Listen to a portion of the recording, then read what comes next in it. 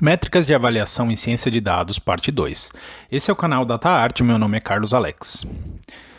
Ciência de dados, pessoal, é formada e composta por visualização e exploração de dados, computação em linguagem de programação, matemática e estatística, negócio, machine learning. Dentro de machine learning a gente cria lá os nossos modelos supervisionados. E como que a gente mede se eles estão de fato prevendo as coisas de forma correta? A gente tem que utilizar métricas de avaliação, e é justamente esse o tema desse nosso vídeo.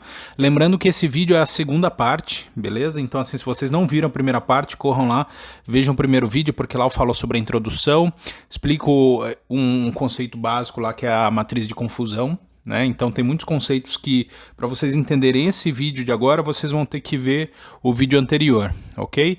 Então aqui o passo 5, pessoal, a gente vai falar sobre o recall, né, que é outra medida aí de desempenho, e é focada o quê? Nos falsos negativos. A gente prioriza focar nos falsos negativos. A fórmula dela, basicamente, a gente tem os verdadeiros positivos, divide por verdadeiro positivo mais falso negativo. Aqui um exemplo básico, né, com aquele nosso modelo lá, onde a gente previa se as reservas de um hotel iriam ser canceladas ou não.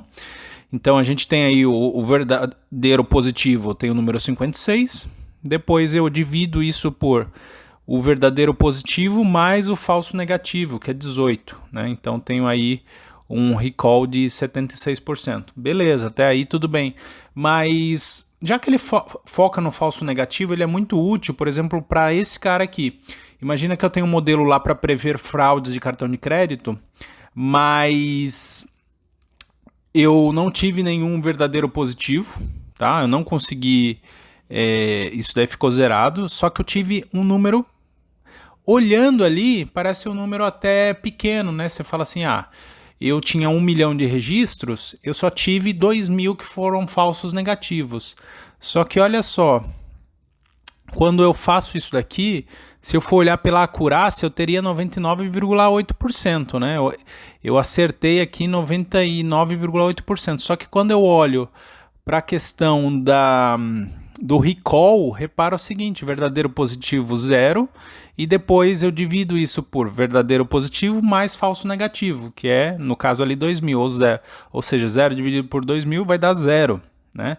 Então, assim, essa é a importância da gente ter o recall. O recall ele é muito útil para esses casos onde a ocorrência de algo é muito baixa. Imagina, por exemplo, você tem uma empresa, você tem lá 30 mil funcionários, você tem um turnover baixo, sei lá, de a cada, sei lá, 200 funcionários que vão embora por ano, e de fato são casos muito raros. Então, quando você precisa prever esses casos raros, uma boa forma de você medir se o seu modelo está correto é você utilizar o recall, porque se você medir pela acurácia, vocês estão vendo aí claramente que a acurácia ela traria um valor muito ilusório para a gente, enquanto que o recall ele fala, olha, você não está acertando aqui, você de fato está tendo aí muito falso negativo, né? Ou seja, você está prevendo que esses caras são negativos, mas na verdade eles são positivos, né? Então o recall é muito útil nisso. A gente tem aí também a gente tem um exemplo aqui, isso daqui é muito útil também na parte da saúde, né? Por isso que eu trouxe isso. Aqui um outro exemplo com outros números. E lembrando que, novamente, a acurácia desse cara aqui, 70%, mas quando você vai ver o recall, só 0,25, tá? Então o recall ela é uma medida muito boa aí quando você quer reduzir esses falsos negativos. O F1 score, pessoal, ela é uma média harmônica entre a precisão e o recall. Então, assim, é uma forma de você medir aí um pouco da precisão e do recall ao mesmo tempo. Quando você tem um F1 score, ele está um pouco baixo, é sinal que um dos dois, ou a precisão ou o recall, estão baixos, né? Então, daqui é uma fórmula, né, dessa média harmônica. Aqui eu trouxe um exemplo, onde você tem a precisão de 85 e o recall de 76. E aí a gente faz uma média harmônica, chega ali em 0,79. Então é uma média, o F1 score é bastante eficiente ali para você saber se você está tendo algum problema ali com a precisão ou com o recall. É bastante eficaz, tá? Essa métrica.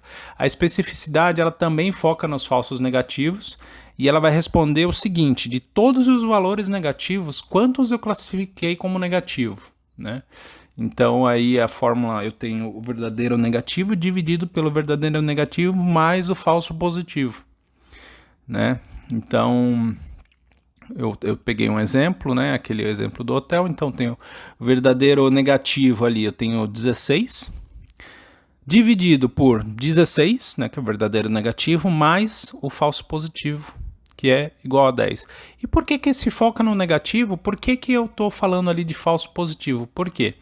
O meu modelo previu aquele valor como falso positivo, né? Previu ali 10 caras como falso positivo. Mas na verdade, se você olhar lá pelo eixo lá de cima, ó, verdadeiro, escrito ali em cima, verdadeiro, você vai ver que esse cara, verdadeiramente, ele é negativo, né? Só que o meu modelo classificou como positivo, por isso que ele é um falso positivo, né?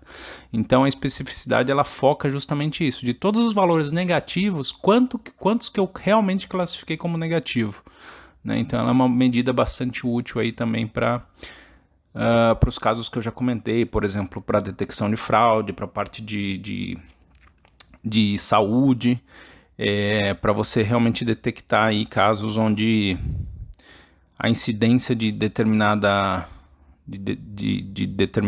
fator, de determinado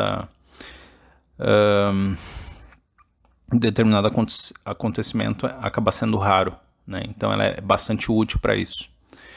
Métricas de avaliação para modelos de regressão linear, né? Então acho focando aqui já na nossa segunda parte, porque até agora, pessoal, a gente falou muito sobre métricas de avaliação para classificação e para regressão. Eu peço que vocês, se puderem, prestigiem o canal, se vocês puderem ir lá nos vídeos de regressão linear simples e múltipla, tem bastante informação, tá? Bastante completo, e lá a gente fala aí sobre essas métricas de avaliação, e eu também trouxe aqui para a gente falar, né? Lógico, de uma forma mais resumida, mas a gente lá fala muito sobre o método dos mínimos quadrados, que é o quê? Quando a gente faz uma regressão, a gente traça uma reta, e repara que os pontos de dados ali, eu tenho uma reta cortando eles, e essa reta justamente ela tenta minimizar essa distância entre esses pontos, ela tenta ser mais próxima desses pontos. Só que existe uma distância desses pontos para essa reta, e essa distância elevada ao quadrado e depois somada, ela chega em um número, né? Então a ideia é eu ter um número baixo para isso, né? Eu tenho um MMQ, digamos assim, baixo. Por quê? Quer dizer, quanto mais baixo, quer dizer que eu consegui me aproximar mais dos pontos de dados, quer dizer que essa reta conseguiu se aproximar mais dos pontos de dados.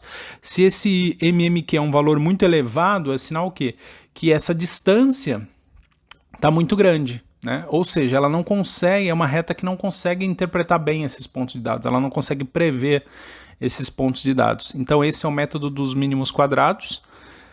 O coeficiente de correlação, a gente falava bastante lá também, que é o seguinte: quando eu tenho zero, eu não tenho uma correlação entre as variáveis, tá? Quando eu tenho o 1, eu tenho uma forte correlação positiva, e quando eu tenho menos 1, eu tenho uma forte correlação negativa, né? Se vocês puderem visitar lá o vídeo, é legal porque eu dou exemplos sobre casos onde a gente tem uma forte correlação negativa, quando a gente tem uma forte correlação positiva, o que isso significa. Os nossos modelos também eles vão fornecer um valor P do teste de significância, e o valor P, como que a gente interpreta isso? Se eu tenho um valor que é de 0 a 0,01, eu tenho um modelo que ele... Eu tenho uma evidência aí que é uma relação muito forte entre as variáveis. Se vai de 0 a 0,05 também tem uma relação. Se vai de 0,05 a 0,10, a relação é fraca, tá? Mas há uma relação. E se está acima disso, não tem relação, tá? Então aí eu tenho um valor P, por exemplo, para o teste de significância global do modelo, né? Nesse caso aqui é um valor muito próximo, ele ficaria ali, ó, é um valor ele é menor do que 0,001, ou seja, há uma forte evidência, né, que esse modelo consegue, que é bastante útil para a gente, né? E além de significância global, eu também tenho a significância individual de cada uma das variáveis, né? Então consigo medir ali, por exemplo, o único ali que realmente é baixo, você pode ver que é a temperatura, porque repare que o dia da semana já é um valor um pouco mais elevado, a umidade é um pouco mais elevado, o preço é bastante elevado, o peso do produto é bastante elevado. Então a única ali que realmente tem uma forte evidência de relação entre as variáveis é a temperatura, tanto é que está com asterisco. Aquela imagem ali do R, inclusive lá eu mostro como que a gente faz esses modelos de regressão tanto no Python quanto no R. O erro padrão da estimativa, né? Quanto maior esse erro, quanto maior esse número do erro padrão, quer dizer que eu errei de fato, né? Que o meu modelo não consegue prever. Agora, se esse erro padrão, se ele é um valor menor, quer dizer que o meu modelo, ok, realmente ele está prevendo bem. Né? Então, assim, ou seja, se o meu erro padrão ele é muito alto, eu estou longe da realidade. Se o meu erro padrão é baixo, eu já estou mais próximo da realidade. Eu tenho o coeficiente de determinação, para a gente fechar aqui, que a gente chama aí do R quadrado, e o que ele faz? O R quadrado ele explica como que uma variável é explicada por outra. Né? Então, assim, o R quadrado ele vai de 0 a 1, onde 0,60 até 1 eu tenho uma relação forte, né? Então ele mais próximo de 1 quer dizer ali que, ok, eu tenho uma variável que consegue explicar a outra. Agora, se esse valor vai caindo, repara que de 0,030 não há relação, de 0,30 a 0,60 há uma relação fraca. Então eu trouxe um exemplo aqui, né, onde era 0,79, o que quer dizer isso? Quer dizer que o R quadrado em 0,79 ele significa que o modelo linear explica 79% da variância da variável y a partir da variável x. Tá? Então, assim, se eu tenho aí um R quadrado entre essas variáveis, se eu tenho um R quadrado alto, quer dizer que realmente uma variável consegue explicar a outra. Quer dizer que aquele modelo realmente consegue entender aí a variação da nossa variável target, que no caso é a variável y. Aqui para a gente fechar, pessoal, mapa mental aí a gente falou sobre a introdução, matriz de confusão, acurácia e a precisão no primeiro vídeo. No segundo vídeo a gente falou sobre o recall, sobre o F1 score, sobre a especificidade, correlação, o valor P, o R quadrado e também sobre o erro padrão. Tá?